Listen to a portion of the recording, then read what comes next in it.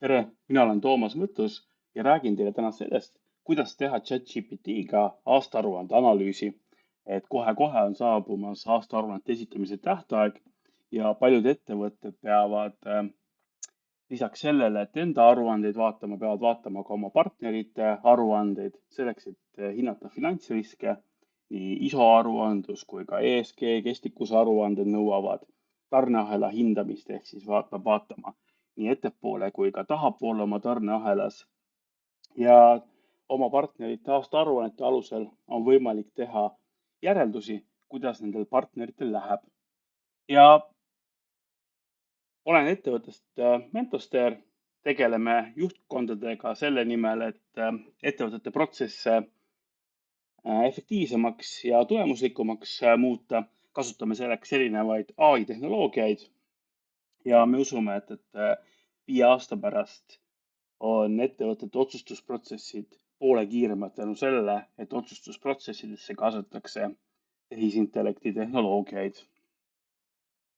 Ja nagu ma alguses ütlesin, mina olen Toomas Mõttus, olen õppinud TalTechis turundust ja juhtimist, seejärel juhtisin NetGrupis IT infrastruktuuri üksust, seejärel olin ADEA Eesti tegevjuht ja 10 aastat tagasi alustasin sellise ettevõttega nagu Priment, kasvatasin selle ülebaltiliseks 100 töötajaga 13 miljonilise käibega ettevõtteks ja olen panustanud Eesti infotehnoloogia arengusse ITL juhatuse liikmena ja olen Baltic Institute of Corporate Governance sertifitseeritud nõukogu liige.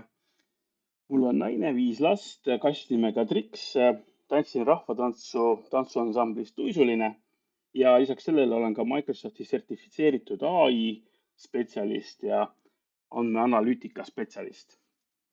Aga millest me täna räägime? Täna räägime siis sellest, et mis asi see ChatGPT on mõne sõnaga, et teeks sellesse sissejuhatuse. Siis vaatame, milliseid finantsnäitajaid tavaliselt ettevõtetes hinnatakse. Mõne sõnaga ka, mis asi on kestlikkuse aruandlus, ESG või CSRD. ESG on valdkonna üldnimetus, CSRD siis täpsem Euroopa Liidu direktiivide punt. Ja siis vaatame, kuidas me ChatGPT käest saame aastaaruande kohta erinevaid küsimusi küsida. Nii, mõne sõnaga siis ChatGPT-st. ChatGPT on OpenAI loodud toode, mis põhineb GPT mudelil. GPT on siis selline suur keelemudel, mis on eeltreenitud, et kus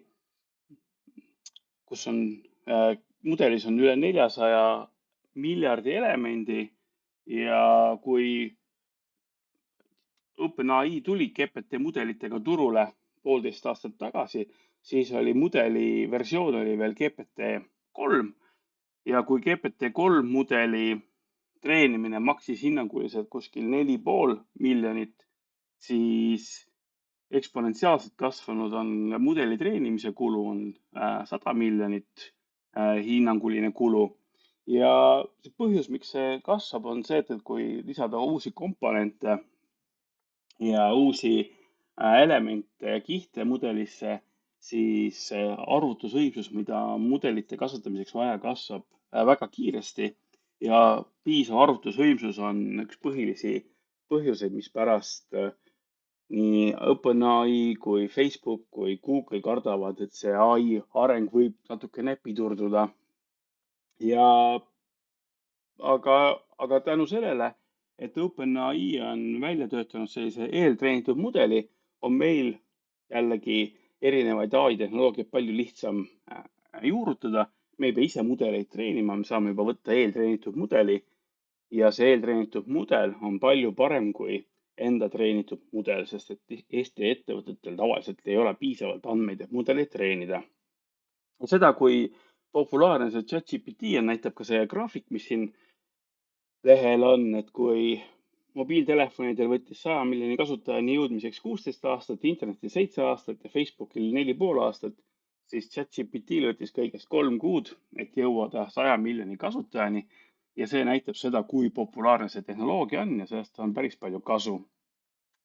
Ja kui lühidalt rääkida, mis vahe on siis GPT-l ja mis asi vahel on ChatGPT-l, siis GPT tähendab Generative Pre-trained Transformer ehk see on eeltreenitud mudel, mis loob treeningu andmete põhjal uut sisu ja GPT mudel on ülisuur, seal on kasutatud peaaegu kogu internetis kättesaadav materjal selleks ja ChatGPT siis on juturobot, milles on taustal kasutatud GPT masinaga õpetatud mudelit ja see ChatGPT on optimeeritud dialoogipidaja, et tal on siis teatud töövood sisse ehitatud ja täna siis vaatame, kuidas ChatGPT saab hakkama sellise finantsanalüüsiga seotud töövooga. Mida me aruannetest tavaliselt vaatame, on siis üldised parameetrid ettevõtete kohta, näiteks käive, kasum, bilansimaht, et vaadata, kui suur see ettevõte on, kas tal on kasum, mis ta käive on, kas ta on usaldusväärselt suur. Ja siis teine pool on siis likviidsuse pool. Me vaatame, kas need varad on tootlikud, kas omakapital on tootlik, et palju see omakapital tagasi toob raha ja kui võimendatud see ettevõte on, et kas ta suudab, et ta võib küll kasvada ja tunduda aiaspoolt väga võimas ja tugev, aga võib-olla ta on võõrkapitaliga nii üle võimendatud, et kui intress peaks natukene tõusma, siis jääb kohe hätta. Et selliseid likviidsussuhtarve võiks ka veel lisaks vaadata. Ja tänapäeval vaadatakse lisaks neile ka kestlikkussuhtarve, vaadatakse keskkonna poolt ehk siis kas ettevõte panustab kliima parandamisesse, kas tegeleb sellega, et ta ei reostaks, kuidas ta vett kasutab, kuidas ta taastab elurikkust ja nii edasi. Ja sotsiaalset poolt, mis puudutab siis oma töötajaid tarneahelas kui ka siis kogukonda, kus kohas ettevõte asub. Ja siis valitsemise pool, ettevõtte valitsemisest tihtipeale räägitakse kui juhtimisest, aga valitsemine on siis selline üldnimetus, mis on siis nagu seotud mitte ainult ettevõtte sisemise juhtimisega, vaid ka seda ümbritseva osanikega ja nõukoguga. Ja seda nimetatakse siis kokku nagu valitsemiseks, et kas see ettevõte teeb midagi, et korruptsiooni vältida ja kas ta teeb eetilist, poliitilist lobi, milline ettevõtte kultuur on, mida selle arendamiseks tehakse. Kõik sellised teemad ja kokku need teemad siis on ESG, Environment, Social Governance ja lisaks sellele, et kui see ESG on olnud siiani peamiselt selline üldnimetus kogu teemale, siis Euroopa Liit on astunud sammu edasi ja on teinud eraldi sellise direktiivide pundi, mis on siis CSRD, Corporate Sustainability Reporting Directive, mis koosneb erinevatest alamdirektiividest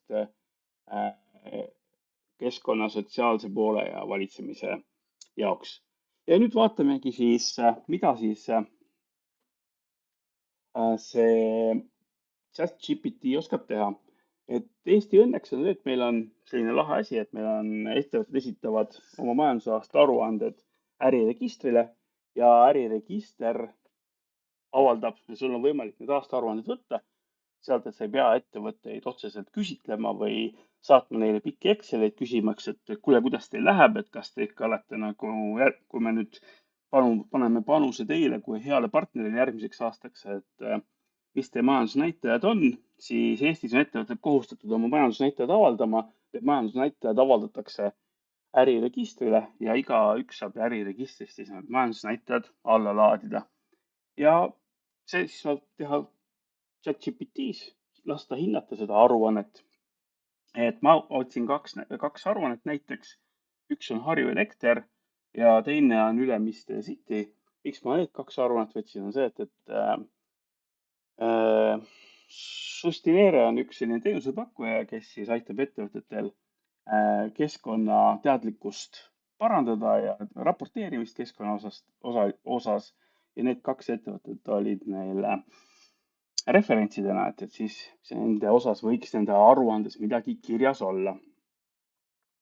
Nii, aga võtame siis selle ChatGPT ette ja vaatame, mida ChatGPT oskab meile aruande kohta öelda. Ja alustuseks me siis laeme ChatGPT-sse üles aruande, võtame Harju Elektri grupi aruande, mis on äriregistrist pärit. Nii, ja siis ütleme talle, et me soovime teha aruande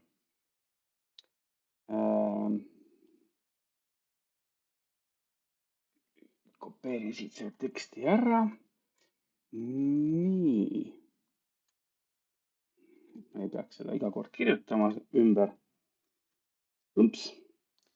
Ja ütlen siis ChatGPT-le, et ta peaks olema nagu audiitor, kelle ülesanne on teha ettevõtte hindamine. Kasutaja laadib üles dokumendi, kus on ettevõtte aastaaruanne. Ja nüüd toob ettevõtte dokument sellest aastaaruandest on vaja välja tuua ettevõtte nimi, majandusaasta käive, eelneva majandusaasta kasum, blablabla. Nii, nüüd mul on siin mingid asjad on topelt, ma võtan selle ära. Siin on. Ja, kas mul siin selles? Nii, kustutan siit ka.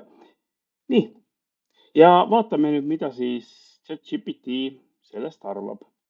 Paneme klõps ja nüüd ta võtab selle dokumendi, analüüsib seda ja vaatab, mis asjad on need, mida me siin küsisime. Ja hakkab hindama. Hetke võtab aega, et ikkagi pikk dokument. Ma võin seda nii kaua, kui ta seda ChatGPT seda hindab, me võime ka vaadata seda dokumenti ennast, et näha, et see on tegelikult päris pikk dokument. 8 megabaiti suur. Jah. Nii, selline ilus piltidega. Siin on need Tiit Tatso on arvanud igasuguseid asju ja siis on erinevad teemad, millega Harju Elekter tegeleb ja kokku siis on 154 lehekülge. Ja nagu te näete, siis ChatGPT suhteliselt kiiresti leidis põhiasjad üles, et päris kiiresti luges need 154 lehekülge läbi, kirjutas, et tegu on aktsiaseltsiga Harju Elekter, käive on 175,3 miljonit, eelmisel aastal teenis kahjumit 5,54 miljonit ehk siis 2022. aastal, see, mis on siis majandusaasta, aga sellel eelneval aastal tegi kasumit, kokku on 171 miljonit on bilansimaht. Et ma praegu ei hakka kontrollima, kas need numbrid tõele vastavad, aga nüüd ta siis arvutas edasi, et mis asjad need järgmised teemad võiksid olla, on siin, mis ma küsisin, ehk siis kui tihti, mis on see varade tootlikkus, mis selle asja nimi oli siis kasumimarginaal ja varade tootlus ja nii edasi. Ja omakapitali tootlus ja näete, ongi siin terve hunniku erinevaid numbreid leidnud, näitab ka, kuidas ta seda arvutas. Ja ma ütleks, et päris hea tulemus, on ju. Et kas need numbrid täpsed on, seda ma ei oska öelda, aga küsiks talt ESG kohta ka, siin ei ole ta midagi selle kohta öelnud, küsime siis ESG kohta ja palun kirjuta, mida on Harju Elektri aruandes kirjutatud ESG eesmärkide täitmise kohta. Lumps. Nii.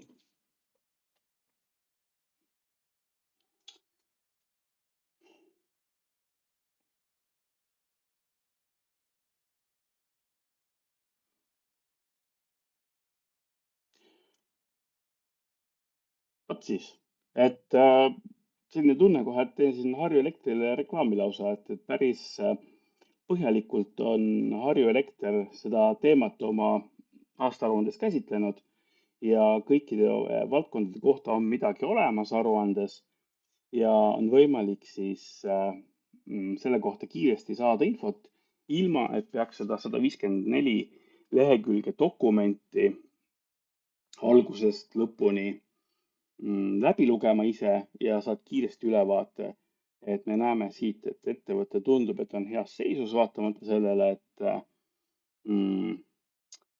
et, et eelmisel 2022. majandusaastal oli kahjum, aga ja, aga mis see nüüd siis tähendab? Käive ikkagi kasvas, on ju. Ma vaatan siit. Jah, no nii, aga päris hea. Saime keskkonna kohta teada, saime teada sotsiaalse vastutuse kohta ja saime teada valitsemise kohta. Nii, ja kui me tahame nüüd meie enda ettevõtte sisemisse aruandlusesse panna, siis nüüd on see, et kas on variant see, et kas me sisestame neid parameetreid käsitsi või me võtame need juba kuskil masinloetaval kujul, siis alati on mõistlik asjad võtta masinloetaval kujul ja selleks, et masinloetaval kujul saada, siis me ütleme arvutile, et ole nüüd hea, ChatGPT-le, et ole nüüd hea ja esitame see tulemus JSON failina järgmise struktuuriga. Ja nüüd ChatGPT võtab ette ja arvutab siis meile sellise masinloetava faili. Korraks analüüsib seda dokumenti jälle. Nii. Ja kuna ta praegu arvutust meile ei näita, arvutuskäiku, siis see kõik toimub taustal, et enne ta hakkas juba mingeid infot väljastama. Kuna ta praegu hetkel infot väljastama ei hakka, siis tundub, et tal läheb kauem. Ja vaatame siis, mis ta meile kirjutab siin kohe. Võiks kohe anda nüüd selle JSON faili. Noh.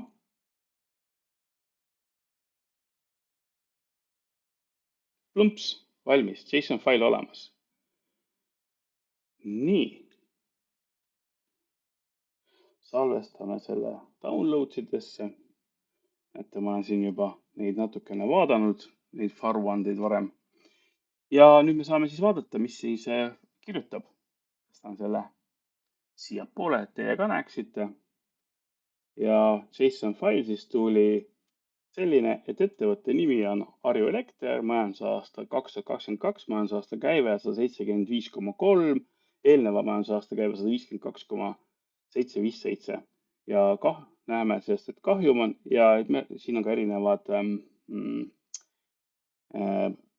erinevad suhtarvud arvutatud ja nüüd, kui me selle JSON faili paneme oma aruandlusesse, siis aruandlusest saab selle Power BI näiteks kohe automaatselt sisse lugeda ja me ei pea ise seda andmeid kuskile või neid suhtarve ise kuskile Excelisse sisse taguma, vaid salvestamegi selle JSON faili aruandluse kataloogi, kust Power BI võib selle välja arvutada.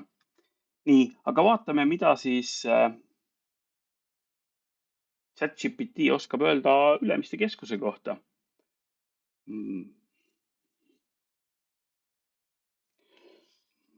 Palun arvuta samad parameetrid selle dokumendi kohta ja väljasta JSON fail. Nii. Vaatame, kui pikk see teine dokument on, et äkki see on nii palju lühem, et seda saaks inimene ka lugeda. Vot, Ülemiste keskuse dokument on 42 lehekülge, et äkki siin saab võistelda arvutiga arvutuskiiruses. Kui me vaatame siin seda sama dokumenti, siis näete, siin on kokku 42 lehekülge ja korralik ülevaade Ülemiste keskuse toimetamisest, erinevatest suhtarvudest, kui palju on omakapital ja aruanne paistab, et ei ole siin üldse tekstina, vaid on esitatud vaid on pildid pandud siia PDF-i sisse. Nii et siin on seal ChatGPT natuke tegu, et ta peab sealt pildist selle info kätte saama. Ja paistab, et sealt pildist info kätte saamine võtab natukene aega, et ChatGPT teeb ikka veel analüüsi. Loodetavasti suudab kohe väljastada selle tulemuse. Nii. Paistab, et kui ma nüüd vaatan eelmisi seda ajalugu, mis meil siin oli, siis paistab, et ChatGPT sai mu soovist aru, et peab arvutama välja kohe JSON faili, sest et muidu ma arvan, et ta oleks hakanud juba vahepeal esitama mingid muud. Jah, nii ongi, et see arvutuskäik, mis siin Harju Elektri kohta tuli, et seda arvutuskäiku ei esitanud, vaid esitas kohe JSON faili ja sellepärast siis ka see natukene aega võttis. Vaatame siis, mida siis see Harju Elektri Ülemiste keskuse JSON fail sisaldab. Nii, vaat siit leiti siis, et ettevõtte nimi on Ülemiste Center OÜ majandusaasta 2022 ja erinevad käibe, kasumi ja asjade näitajad. Paistab, et rahakordaja, varude kordaja, käibekordaja jaoks tal ei olnud piisavalt andmeid, tõenäoliselt Ülemiste keskusel ei ole varusid ehk ladu ja ei suutnud ka keskkonna ja sotsiaalse valitsemise kohta midagi leida, aga äkki annaks talle täpsema info. Uuesti küsiks sama asja, mida me küsisime Harju Elektri kohta. Kus mul see juhis on, et äkki ikkagi suudab leida selle info. Nii, sama tekst.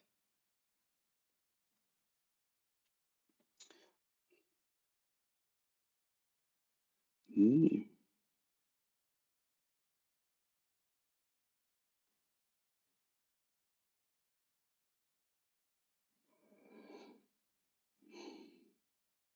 Nonii, nüüd kui ma andsin talle juhise, siis paistab, et ChatGPT siiski suutis keskkonna ja muude ESG teemade kohta leida täpsemat informatsiooni. Ja siis ma kirjutan talle siia, et annan uuesti sellesama JSON faili tulemus Ülemiste Center kohta ja küsin uuesti, et äkki ta nüüd siis suudab mul ikkagi need keskkonna, sotsiaalse ja valitsemise samamoodi arvutada. Ehk nagu te nägite, see ChatGPT-l see mälu ei ole kõige parem, et kui te tahate saada aruande kohta mingisuguse konkreetse väljundi, siis te tõenäoliselt peate selle väljundi, mida te soovite, iga kord uuesti kirjutama. Ehk siis, aga seda nagu, kui me teeksime sellise aruannete analüüsi automaatsena, siis on seda võrdlemisi lihtne teha, et automaatikasse sisse kirjutada kogu see juhiste ports ja siis saabki korraga selle kätte. Nii, vaatame nüüd, mida siis nüüd meile kirjutas see. Vot, ja paistab, et need täiendavad juhised ikkagi aitasid, et nüüd me leidsime keskkonna kohta, et Ülemiste keskus tegeleb aktiivselt pakendi ja tootmisjäätmete kogumisega, teeb koostööd Eestimaa Looduse Fondiga ja tegeleb siin jätkusuutliku mõtteviisi edendamisega. Ehk siis iga ESG teema kohta tuli ka mingi info, aga varude osas ta midagi täpsustada ei suutnud. Et tõenäoliselt me peaksime siis võib-olla mingit arvutusskeemi talle selgitama, et kuidas ta peaks neid asju arvutama või võib-olla ka, et bilansis ja kasumi aruandes vajalikke andmeid ei ole, sest et äriregistril ikkagi esitatakse kõikidest nendest aruandest lühendatud versioon. Aga näete, ChatGPT on päris võimas töövahend aruannete analüüsiks, et me saame kohe teada, kuidas meie partneritel läheb. Me ei pea mingeid Exceleid täitma, me peame andma ChatGPT-le mõned juhised, aastaaruande dokumendi ja ChatGPT suudab sellest aastaaruande dokumendist ise vajalikud järeldused teha. Vot, selline see tänane seminar oli, et kokkuvõtteks siis ütlekski, et need GPT mudelid arenevad kiires tempos, et OpenAI on lubanud, et see GPT-5 mudel, et täna siis vaatasime GPT-4 mudelit, et GPT-5 mudel tuleb veel suurusjärgu võrra ägedam kui GPT-4 mudel oli. Eks elame-näeme. Ja teine asi, mida siis et OpenAI inimesed arvavad, ongi see, et kui ettevõtted integreerivad AI teenuseid oma äriprotsessidesse, siis kui varasemate tehnoloogiatega tihti oli see, et see tehnoloogia oma põhiolemuses püsis võrdlemisi sarnane läbi erinevate põlvkondade, näitena siin võtame kas või mobiiltelefonid või siis nutitelefonid, et sellest ajast peale, kui Apple 2007. aastal iPhone'iga välja tuli, on nutitelefonid püsinud oma põhiolemuses võrdlemisi samasugused, sellist suurt edasiminekut ei ole olnud, et samas näiteks see, mida siis AI mudelid suudavad teha, see iga põlvkonnaga läheb nagu ägedamaks ja kui me vaatame ka siin viimaseid arenguid, siis kogu see visuaalne pool areneb väga kiires tempos, mitte ainult siis keelemudelite loomine. Vot, ja AI mudelid on kõige tugevamad erinevates kokkuvõtete tegemistes, näiteks müügi jaoks toodete valimises ja kategoriseerimises, et seal tasub neid integratsioone kasutada. Ja kui juurutada, siis tasub alati vaadata, kui AI mudeleid mõelda, et kuhu juurutada, siis tuleb vaadata, kus siis sellised kõige suuremad viivitused tekivad, sellepärast et inimese otsuse taga oodatakse või siis, et inimene ei saa aru, mida ta tegema peab, sest et see sisend on võib-olla liiga emotsionaalne või liiga puudulik, et siis AI aitab seda nii emotsiooni sealt välja võtta ja öelda, mida siis tegema peab, kui ka siis aitab täiendada, et näiteks juhul, kui see juhised on natukene hõredad, et aitab seda liha luudele kasvatada, et mida siis tegema peab, et kõikides nendes sammudes ja tegevustes on AI mudelitest abi.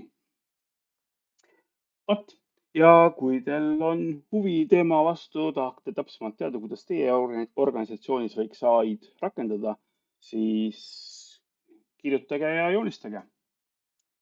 Aga sellega täna lõpetame ja aitäh teile!